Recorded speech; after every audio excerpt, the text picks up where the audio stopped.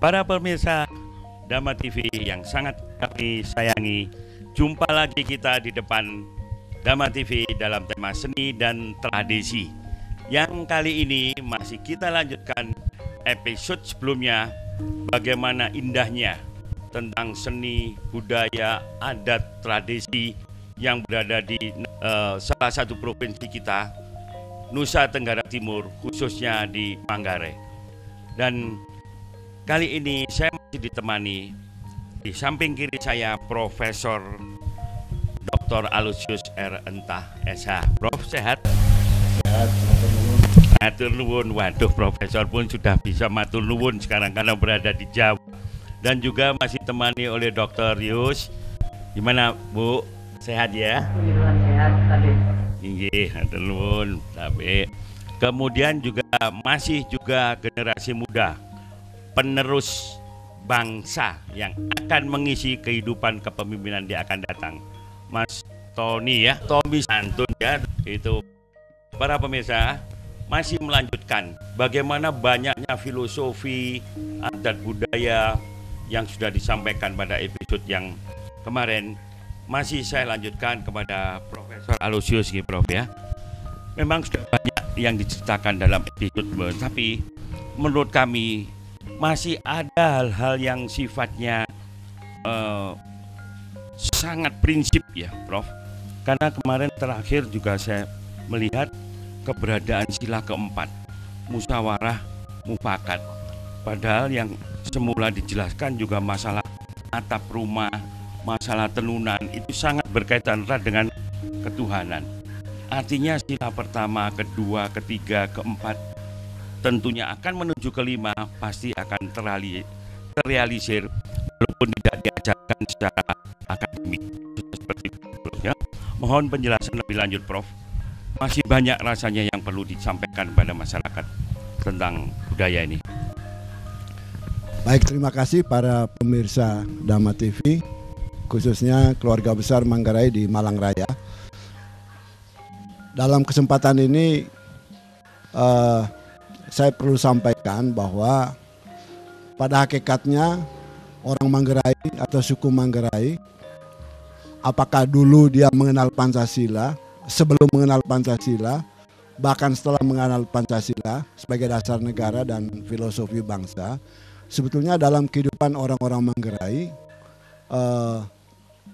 dalam kehidupan sehari-harinya mereka sudah jauh lebih menghayati dan mengamalkan nilai-nilai Pancasila itu. Nilai-nilai Pancasila yang telah dimiliki orang-orang Manggarai, bahwa orang Manggarai sudah jauh sebelumnya, sebelum kita merdeka, sebelum agama-agama masuk ke Indonesia atau ke Nusantara, orang-orang Manggarai sudah mengenal Tuhan pencipta alam semesta, Morin Agung Aran, Jari Agung Dedek, Tanandwa Awang Eta.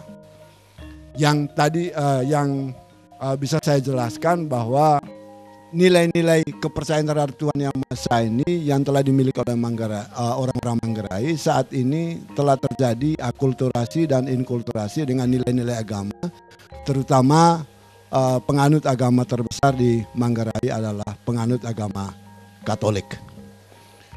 Orang Manggarai juga telah menghayati dan mengamalkan nilai-nilai sila kemanusiaan yang adil beradab, karena orang-orang Manggarai sangat dalam kehidupannya sehari-hari mereka sudah mengenal saling menghargai dan saling menghormati satu terhadap sesama atau satu sama lain dalam kehidupan bermasyarakat.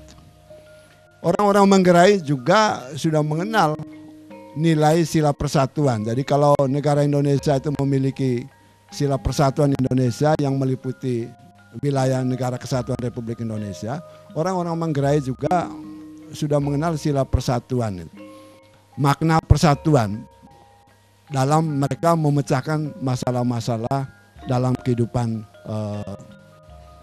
bermasyarakat atau beradat. Demikian pun dalam memecahkan masalah-masalah masyarakat atau adat, orang-orang Manggarai selalu berpegang pada nilai-nilai gotong royong dalam hal ini musyawarah mufakat untuk memecahkan masalah masyarakat.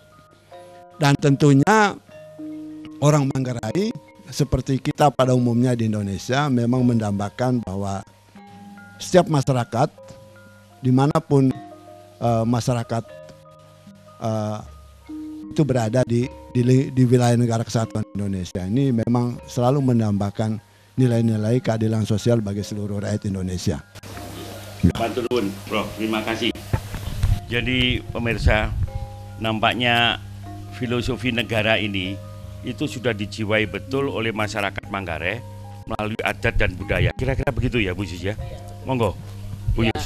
Saya pikir karena memang para founding fathers kita sudah mengatakan bahwa Pancasila itu merupakan kristalisasi dari nilai-nilai. Kristalisasi dari nilai-nilai yang sudah ada di dalam masyarakat kita. Sehingga kita berpikir bahwa memang para founding fathers kita, pendiri negara ini, melihat bahwa masyarakat Indonesia pada umumnya di setiap suku bangsa yang ada di Indonesia ini sudah betul menghayati kelima hal ini, yang akhirnya diberi nama Pancasila. Ya, baik dalam sidang BPUPKI maupun pada waktu sidang PPKI, yang namanya adalah Pancasila. Ya, 5 sila itu. Dan bagi warga Manggarai itu sudah dilaksanakan ya Bu? Iya, bagi sebelum itu lahir sudah. Betul. Seperti itu ya? Ya, karena memang berangkat dari budayanya Manggarai. Berangkat sehingga Pancasila itu bisa diterima di mana-mana karena nilai-nilai di dalam Pancasila itu, kelima nilai itu merupakan nilai yang sudah dimiliki, kemudian sudah dihayati dan sudah dilaksanakan oleh masyarakat, termasuk masyarakat Manggarai.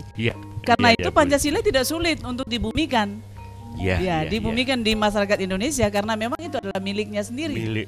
Sehingga dikatakan way of life itu adalah pandangan hidup bangsa. Bagi kita. Terima kasih Bu Yus. Para pemirsa, membahas tentang Pancasila. Adat istiadat Manggarai ternyata sebelum ada Pancasila sudah melaksanakan sila-sila itu. Dalam Pancasila, betul. Para pemirsa, jangan kemana-mana. Kita masih akan ketemu pada episode berikutnya setelah yang satu ini. Terima kasih pemirsa masih berada di depan Dhamma TV. Kita membahas tentang budaya, seni tradisi khususnya di wilayah Manggarai yang ternyata sebelum ideologi bangsa dilahirkan pada tahun 1 Juni 1945, mereka di sana itu sudah melaksanakan sila pertama sampai dengan sila kelima. Walaupun waktu itu belum ada yang namanya Pancasila. Ini sebuah pelajaran yang sangat baik bagi generasi muda penerus. Dan untuk ini saya tentunya ingin bertanya dulu pada Mas Tony ya. Mas Tony ini kuliahnya di mana Mas? Di Universitas Kanjuruhan Malang, Romo. Sudah semester berapa? Ini semester terakhir kebetulan, sebentar lagi yudisium. Artinya di Malang sudah hampir 4 tahun ya? Iya. Oke, 4 tahun berada di Malang. Sementara sudah meninggalkan daerahnya ya, sudah selama 4 tahun. Iya, Romo. Kemudian kebetulan menjadi pimpinan mahasiswa di Kota Malang ya. Iya. Di dalam memahami, menalar bahwa betul-betul karakter yang dilaksanakan itu sesuai dengan ideologi bangsa. Apa yang sering Anda bahas dengan teman-teman? Ya. Tolong silakan. Ya, baik Romo, terima kasih. Sejauh ini memang kalau ditanya apa yang Anda lakukan terkait dengan konsep Pancasila dengan keberadaan mahasiswa sekarang ini, memang itu pertanyaan yang cukup sulit untuk direalisasikan oleh sebagian besar mahasiswa yang ada di Malang, khususnya untuk lingkup kami Manggarai, mahasiswa Manggarai. Tetapi dalam kenyataannya ketika kami membentuk sebuah organisasi yang kami namakan, meskipun tidak bisa menghimpun semua Manggarai, tetapi secara parsial kami membentuk karena kami mengikuti birokrasi pemerintahan di Manggarai Barat. Tetapi dalam wadah Mabar, Ikatan Keluarga Besar Manggarai Barat di Malang Raya ini, kami tetap menghimpun semua warga Manggarai. Sehingga berapa kali dalam setiap kegiatan kami selalu mengundang seluruh mahasiswa dan juga seluruh keluarga besar Manggarai yang ada di Malang ini. Dan terkait dengan apa yang kami lakukan, memang untuk secara real dan secara fisik memang belum terlalu nampak, tetapi dalam komunitas kecil, dalam diskusi-diskusi sederhana, kami selalu mengedepankan, ya termasuk Sarasian, kami selalu mengedepankan terkait dengan budaya ini. Dan satu isu yang paling sentral yang sering kami soroti adalah bagaimana minat generasi muda terkait segala hal, segala aspek tentang budaya ini, terutama menyangkut keseniannya. Seperti itu, Romo. Terima kasih Mas Tony. Kepada Dr. Rusya, memang menarik. Tentu pemirsa juga ingin tahu ya. Keberadaan mereka di sini. Lalu Dr. Yus sebagai yang saya anggap sebagai sesepuh mereka ya, sebagai pendidik mereka. Saya kok merasa mereka belum seluruhnya terjangkau gitu. Ya, tadi dari Mas Tony bahasa seperti itu. Bisa saya simpulkan seperti itu. Kira-kira apa langkah Bu Yus? Monggo. Ya, bahwa memang belum semuanya terjangkau itu kita akui, karena kami dari Manggarai 3 wilayah administratif ini, Manggarai Barat, Manggarai Timur, dan Manggarai, itu banyak sekali, sudah ribuan orang yang ada di Malang ini. Ya, jumlahnya ribuan. Nah, tetapi bagi kami, karena saya dari ilmu sosial, proses enkulturasi, penanaman nilai itu, enkulturasi itu tetap kita lakukan. Jadi pelan-pelan kita lakukan. Seperti tadi yang dikatakan oleh Nana Tony ini, ya kalau di sini Mas, kami panggilnya Nana ya. Itu ya Nana Tony ini, bahwa bagaimana supaya minat terhadap budaya Manggarai. Kenapa harus berminat terhadap budaya Manggarai? Saya sering mengatakan kepada generasi muda, kepada kami-kami sekalian, bahwa di dalam buku-buku yang kita baca itu, buku-buku teks itu tentang budaya, tentang filosofi kepemimpinan, sebetulnya di dalam budaya Manggarai sangat banyak. Contoh saya katakan musyawarah tadi. Kalau musyawarah singkat saja dalam budaya Manggarai 3C. Dulu di Dama TV pada waktu Kiprah Jati saya pernah ungkapkan 3C itu, jadi C yang pertama adalah cica. Cica itu bahwa setiap orang yang duduk dalam lingkaran itu mempunyai kebebasan untuk mengungkapkan saran pendapat. Kemudian yang kedua itu C yang kedua adalah congko. Artinya pemimpinnya ini akan menghimpun semua masukan-masukan ini. Dari himpunan masukan ini, C yang ketiga adalah caca. Caca ini kita mencari solusinya, mengambil keputusan, mencari sebagai solusi dari permasalahan yang ada. Itu adalah musyawarah untuk mufakat. Ya, sehingga 3C. Kemudian kalau kita bicara mengenai kepemimpinan, nah kepemimpinan hanya 4T yang ada di Manggarai. Sudah merangkum seluruh filosofi tentang kepemimpinan. Yang pertama itu Toing. Toing itu bagaimana kita mengajarkan, memberitahukan. Kemudian yang kedua adalah Titong, bagaimana kita membimbing, bagaimana kita menuntun. Kemudian yang ketiga adalah Tatong, bagaimana kita mensupport, bagaimana kita mendukung seseorang untuk maju menjadi pemimpin. Dan T yang terakhir, yang keempat adalah Toming. Jadi Toming ini memberi teladan, memberi contoh. Artinya di sini dalam filosofi 4T ini, Toing, Titong, Tatong, dan Toming, orang Manggarai sudah sadar betul bahwa untuk mendidik seseorang menjadi pemimpin, dalam memberitahukan kepada anak-anak itu tentang bagaimana kehidupan itu sesungguhnya, hubungan dengan Tuhan, hubungan dengan sesama dan lingkungan itu hanya dalam 4T. Kita tidak hanya sekedar ngomong, tetapi kita juga harus memberikan bimbingan. Kalau sudah memberi bimbingan, ketika anak itu memang sudah siap untuk dilepas, harus siap mensupport, mendukung apa gagasannya, dan yang paling penting adalah memberi contoh. Terima kasih Bu Yus. Jadi para pemirsa, saya perlu bertanya kepada Profesor Alung, Profesor, tanggapan dan evaluasi Profesor Alung pada generasi mudanya bagaimana? Monggo, Prof. Terima kasih. Berbagai kesempatan untuk mewujudkan kebersamaan keluarga dan mahasiswa Manggarai yang berada di Malang ini, memang ada yang dilakukan pada umumnya dilakukan secara insidentil, tergantung momen-momen apa atau kesempatan-kesempatan apa kegiatan kebersamaan itu bisa dilakukan. Yang umum atau sering hampir terjadi setiap tahun itu adalah ada syukuran-syukuran wisuda bagi adik-adik kita yang baru selesai sarjana. Itu ada beberapa acara syukuran, dan acara syukuran ini kadang-kadang lalu dilaksanakan berkelompok karena tergantung dari waktu wisudanya yang berbeda-beda. Dan kita lihat dari kesempatan-kesempatan syukuran dalam acara wisuda ini, kebersamaan orang Manggarai ini begitu tampak. Dalam tahun ini kita kebetulan baru aja menyelenggarakan misa syukur untuk seluruh keluarga besar Manggarai Malang Raya yang dilaksanakan kebetulan bersamaan dengan hari lahirnya Pancasila 1 Juni kemarin. Jadi setelah sebelumnya ada acara-acara syukuran wisuda, kemarin kita ada syukuran besar untuk seluruh keluarga Manggarai dan mahasiswa maupun pelajar.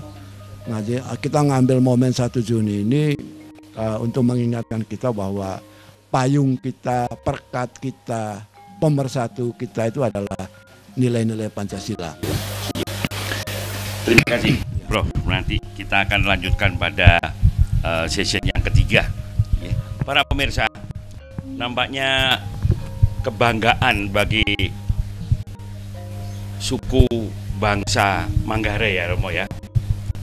Itu di mana Pancasila dilahirkan justru dari Nusa Tenggara Timur, sehingga beliau kemarin membuat doa bersama, misa bersama ya, itu ditempatkan pada 1 Juni.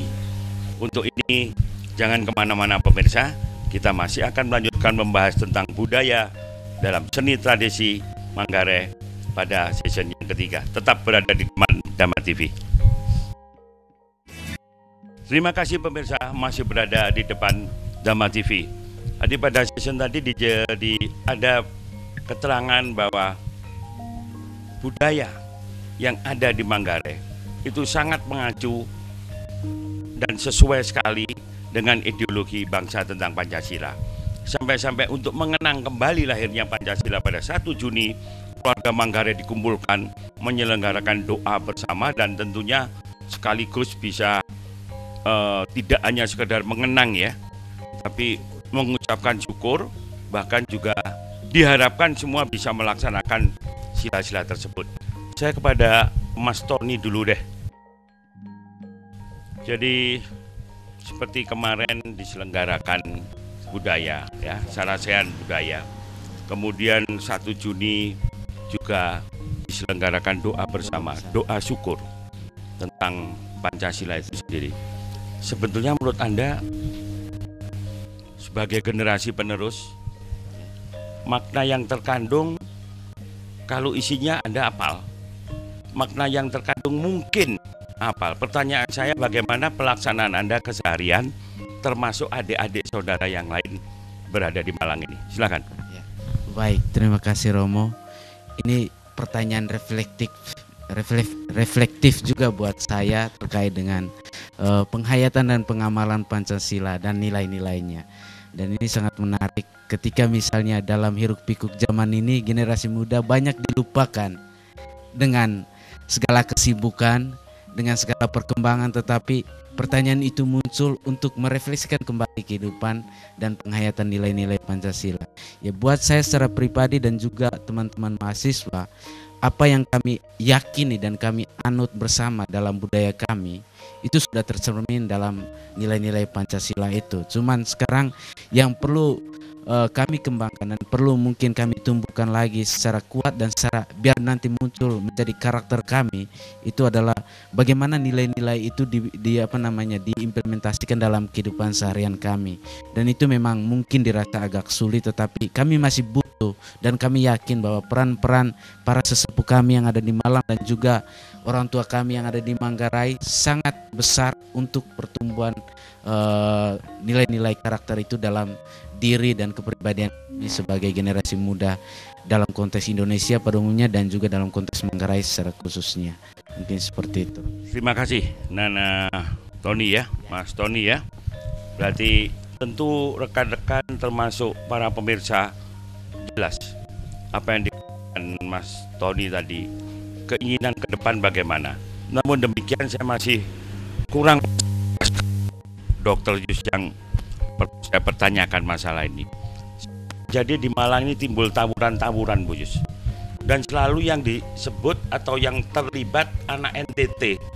Itu menurut Bu Yus bagaimana handlingnya? Monggo, aturan. Terima kasih. Ya, kami tidak bisa memungkiri bahwa itu adalah realitas. Kami juga mengakui bahwa image seperti itu sudah melekat dalam diri. Setiap kali ada tawuran itu orang Timur, itu orang Flores, dan orang NTT. Itu bagi kami memang suatu hal yang sangat menusuk, tetapi ini realitas, tidak bisa kita tolak. Karena itu kepada adik-adik saya katakan bahwa kami semua yang orang tua ini sedang berusaha untuk memperbaiki citra. Karena citra aslinya kita orang NTT itu pada umumnya orang yang sangat menghormati satu dengan yang lain. Bahwa tidak ada dalam budaya kita untuk istilahnya tawuran. Selalu istilah kita di dalam budaya Nusa Tenggara Timur pada umumnya adalah istilah hiang itu menghormati satu dengan yang lain dalam berbagai budaya termasuk Manggarai, supaya apapun persoalannya dibicarakan secara bersama-sama. Kalau masalahnya anak-anak, ada yang namanya orang tua. Tidak bisa diselesaikan sendiri, bicaralah dengan orang tua. Dan dari sini akan bertemu kata sepakat dan solusi yang terbaik sehingga tidak terjadi tawuran. Jadi ini kami sedang membina untuk memberikan pembekalan-pembekalan seperti ini. Ya, ini memang PR bagi kami yang kami harus lakukan. Ya. Terima kasih, Bu Yus.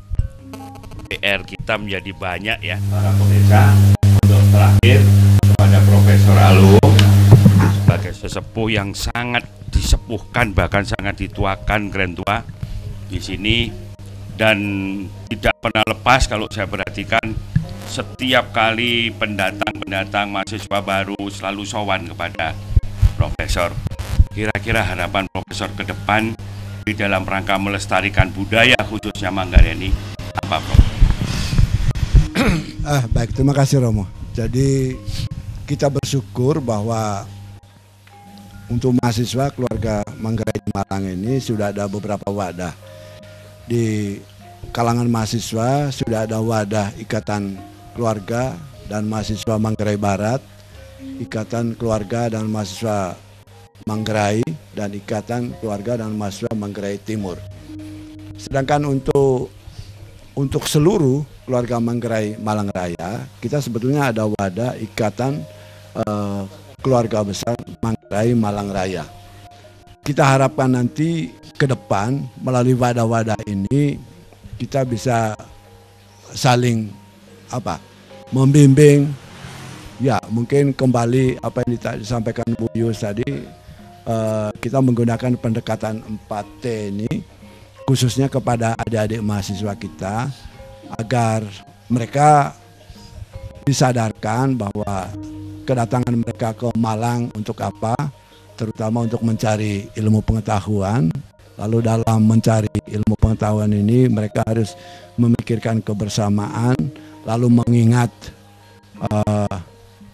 keadaan orang tua yang susah payah membiayai mereka ke sini, sehingga mereka di sini tidak lebih banyak untuk foya-foya atau untuk terjun pada hiburan-hiburan yang mungkin tidak proporsional. Bisa tahu diri dan bisa membatasi diri dan mengendalikan diri agar tidak sampai terjadi pertengkaran atau percekcokan. Terima kasih, Prof. Jadi baiklah pemirsa, berbahagia sekali pertemuan kita kali ini. Banyak filosofi yang kita terima, banyak cerita tentang budaya.